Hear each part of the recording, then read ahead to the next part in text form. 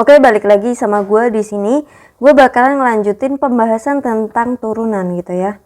Ini sudah ke part 2. Jadi langsung saja kita ke soal nomor 6 gitu. Hana Dulzit. Di sini ada persamaan garis singgung yang menyinggung kurva dengan persamaan y sama dengan 2x pangkat 3. Itu adalah bentuknya kurva. Gitu kan? Di titik min 1,0. Gitu. Yang ditanyakan adalah persamaan garis singgungnya.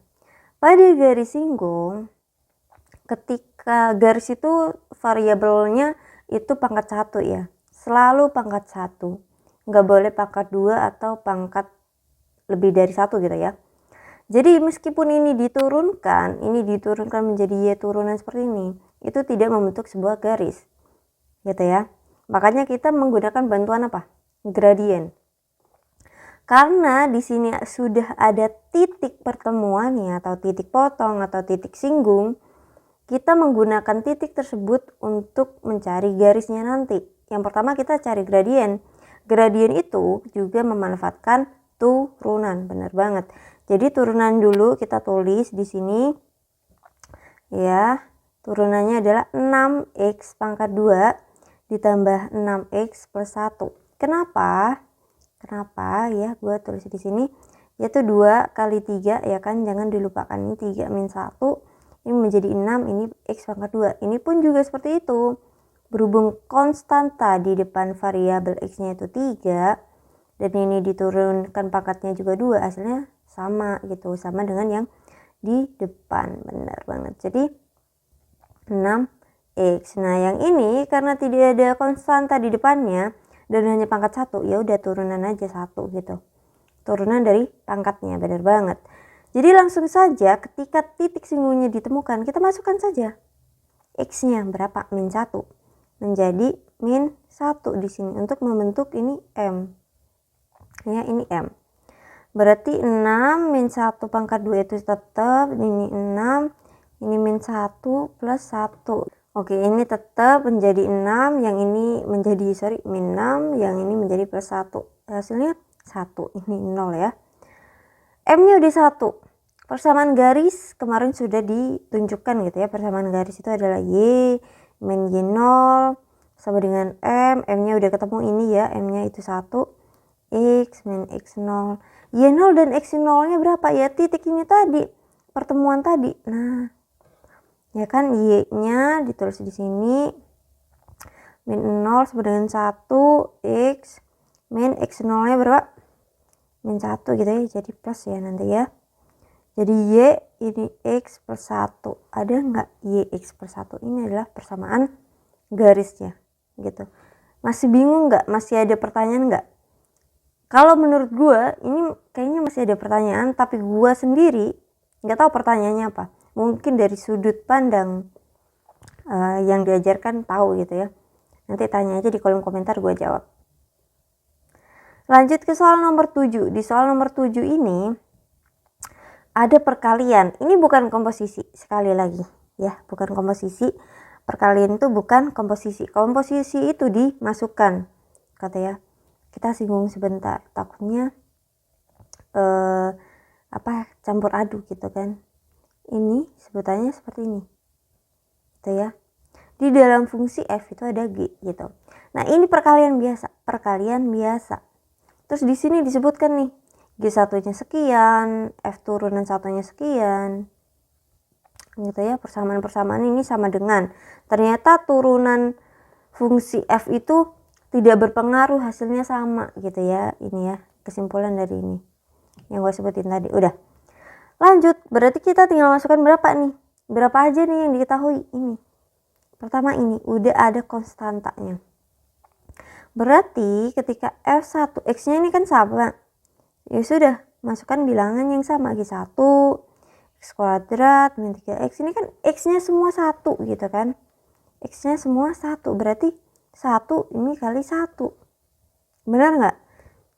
Tinggal kita substitusikan hasil 2 ini. Ini 2, ini 1 kuadrat min 3 itu adalah min 2. Berarti F1-nya adalah min 1. Iya enggak? Min 2 bagi 2. Jadi min 1. Oke. Berhubung turunannya itu sama, hasilnya ini juga min 1. Ya kan? Min 1 berarti ini pun dikatakan sama juga, hasilnya juga min 1. Ini kan pertanyaan ini nih. Nah, cepat kan? Gampang ya. 8. Nomor 8 ini sama dengan soal nomor 6, tapi agak lebih naik level, yaitu karena titiknya berupa konstanta tapi variabel gitu, A dan B. Pemisalan gitu ya. Garis G menyinggung kurva Y sama dengan 2px kuadrat, ada P di sini. Persamaan garis yang melalui titik, nah ini sama. Nah, tegak lurus gradien. Gradien tegak lurus itu M1 dikali M2 sama dengan min 1. Ini untuk gradien tegak lurus. Kalau sejajar itu baru M1 sama dengan M2 gitu ya. Ini udah gue sering sebutin. Oke, yang pertama kita cari apa? Gradiennya melalui turunan. Bener banget, berarti turunan dari Y, gue tulis lagi biar nggak bingung. Turunan dari Y, 2-nya turun, 2 kali 2 4, berarti 4px. Lalu kita apakan? Kita substitusikan A. Substitusikan X sama dengan A menjadi Y turunannya atau gradiennya itu. Gradiennya itu adalah 4PA. Ya kan? 4PA. Ini untuk gradien apa? Garis G. Kita sebut persamaan garis yang ini itu adalah garis F ya. F, garis F. Yang ini G. Berarti MG kali MF itu sama dengan min 1. MG-nya udah diketahui 4PA, iya enggak? MF berarti min 1. Ini berarti MF-nya adalah negatif 1/4PA. Benar. Melalui titik CD. Nah, ini melalui titik CD. Yang ini AB ini untuk menentukan gradien. Gradien untuk persamaan garis G-nya gitu, bisa pakai AB. Nah, sedangkan kita mencari garis lain yang tegak lurus yaitu F. Benar banget. Berarti yang dimasukkan CD ya ke rumus ini nih. MF ini adalah X min X0. Kita masukkan ke sini adalah CD. Benar banget. C dan D. Bentar. CD gini ya. Y min D sama dengan MF-nya kita masukkan 4PA, ini X min X0-nya C. Oke, aman banget. Terus ini bentuknya kenapa bisa seperti ini, nggak ada perperan? Itu tinggal penataan kerapihan dalam menulis persamaan. Kita tinggal pindah ruas ini menjadi perkalian, langsung min ya. Gue garisin biar nggak tabrakan. Min 4PA dikali dengan Y min D sama dengan X min C. Nah, yang mana nih? Pokoknya 4PA ini berpasangan dengan Y min D gitu. Y min D. Ini bisa positif semua bisa. Ini nggak bisa, ini salah. Ini pun salah, ini salah. Ini. Ya kan? Karena kenapa kok bisa positif semua? Ini dipindah ruaskan ke sini jadinya positif. Terserah mau pindah ruas sebagaimana, hasilnya sama. Ini ke sini negatif-negatif, nanti dikali negatif 1 juga positif-positif gitu kan. Jadi lambangnya sama.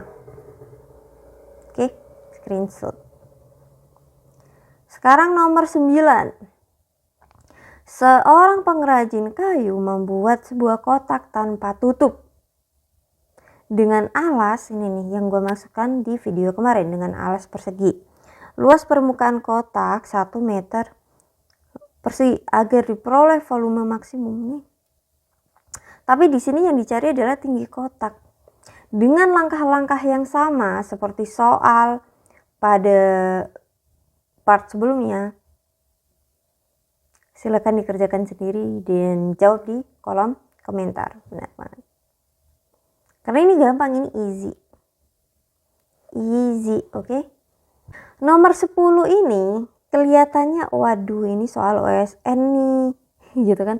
Soal OSN nih, ini sulit banget nih. No, sama sekali enggak. Ini bukan soal, iya ini soal OSN, iya benar. Tapi ini pun dari SMP sebenarnya udah basic banget untuk perhitungan akar. Ya, gue sering sebutin ketika misalkan 3 akar, itu adalah 3 pangkat setengah.